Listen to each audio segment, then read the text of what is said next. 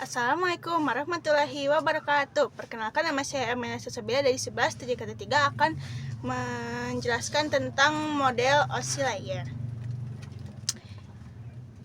Apa itu OSI layer?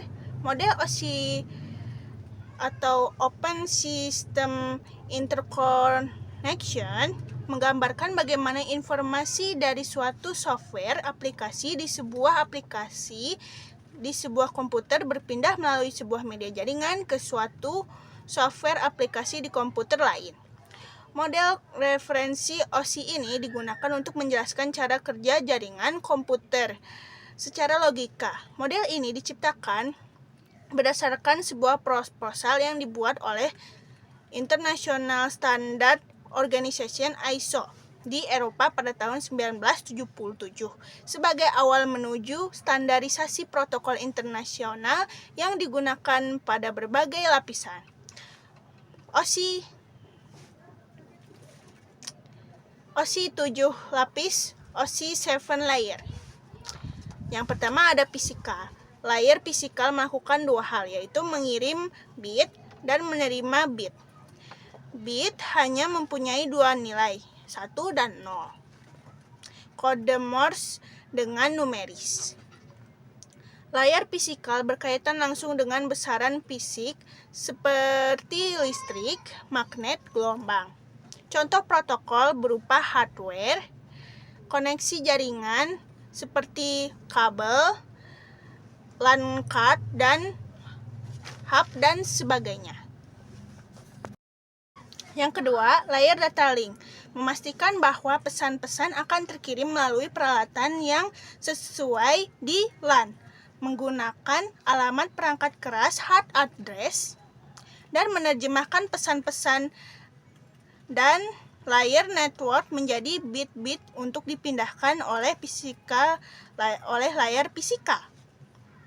Fungsinya untuk menentukan bagaimana bit-bit data dikelompokkan menjadi format yang disebut frame.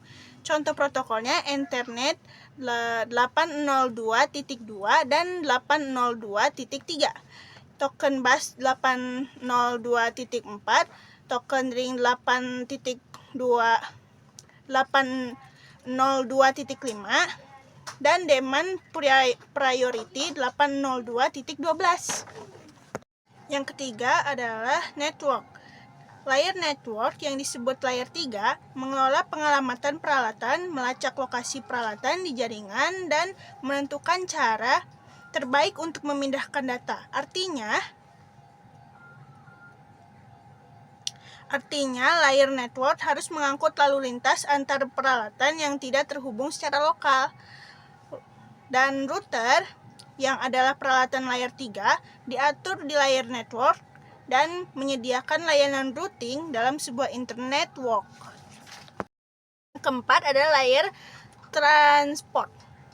Layer transport melakukan segmentasi dan menyatukan kembali data yang tersegmentasi tadi menjadi sebuah arus data. Fungsinya untuk mendefinisikan alamat IP, membuat header untuk paket-paket, dan melakukan routing melalui internet working dengan menggunakan router dan switch. Layer kelima yaitu layer session. Layer session bertanggung jawab untuk membentuk, mengelola, dan kemudian memutuskan session antar layer presentation.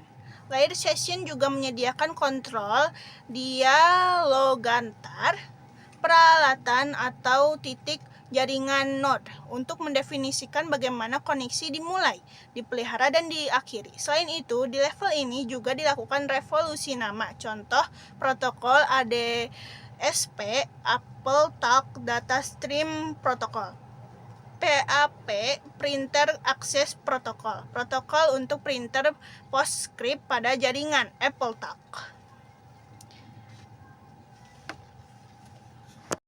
Di layer ke-6 ada presentation. Layer ini pada dasarnya adalah penerjemah dan melakukan fungsi pengkodean dan konversi. Teknik transfer data yang berhasil adalah dengan mengadaptasi data tersebut ke dalam format yang standar sebelum dikirim untuk mentranslasikan melalui jaringan. Protokol yang berada pada level ini adalah sejenis redirector software seperti network cell, semacam virtual network computing atau remote desktop protokol RDP. Yang 10 ada layer application. Application adalah layer pada model OSI. Layer application pada model OSI merupakan tempat di mana user dan pengguna berinteraksi dengan komputer.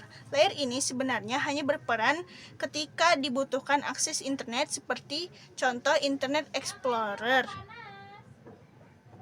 sebagai antarmuka penghubung aplikasi dengan fungsionalitas jaringan, mengatur bagaimana aplikasi dapat mengakses jaringan, dan kemudian membuat pesan-pesan kesalahan.